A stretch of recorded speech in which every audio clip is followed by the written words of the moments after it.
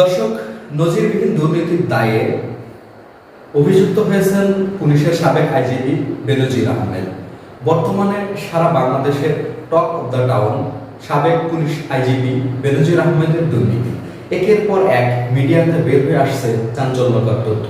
ইতোমধ্যে ডেইলি স্টারের সম্পাদক মাহফুজ আনাম ঘোষণা দিয়েছেন বা বলেছেন, স্বীকার করেছেন যে বেনজির আহমেদের দুর্নীতি সম্পর্কে ওনারা জানলেও এতদিন ভয়ে রিপোর্ট করতে পারেননি।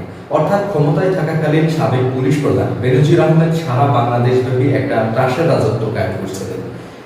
বর্তমান সময়ে ফাঁস হওয়া দুর্নীতির দায়ে বেনজির আহমেদের আসলে কি ধরনের শাস্তি হতে পারে, জনমনে চলছে এমনই আলোচনা। দর্শক, আমরাও জানতে চাই বেনজির আহমেদের এই দুর্নীতি প্রমাণ হলে অথবা উনি কি ধরনের শাস্তির সম্মুখীন হবেন, অথবা উনি আদৌ কখনো শাস্তির সম্মুখীন হবেন কিনা। দর্শক, ইতিমধ্যে কিন্তু অনেক মিডিয়াতে তথ্য এসেছে যে বেনজির আহমেদ ওনার ব্যাংক অ্যাকাউন্টগুলো খালি করে উনি বিদেশ চলে গেছেন এবং কোন দেশে উনি এখন অবস্থান করছেন সে সম্পর্কে সঠিক কোনো তথ্য জানা যায়নি। দর্শক, আমরা অতীতের ঘটনা থেকে দেখেছি যে যখন কোনো ঘটনা বড় ধরনের মিডিয়া নিউজ আসে তখন সাসপেক্টেড অপরাধী কিন্তু গোয়েন্দা নজরদারিতে থাকে এবং সুবিধাজনক সময়ে অপরাধী নিশ্চিত হওয়ার পর তাকে আইনের আওতায় নিয়ে আসা হয়। কিন্তু বেনজির আহমেদের ক্ষেত্রে এমনটা করা হয়নি, বরং দীর্ঘ সময় নিয়ে তিনি কিন্তু তার সম্পদগুলো ক্লোজ করে তিনি দেশ ত্যাগ করেছেন।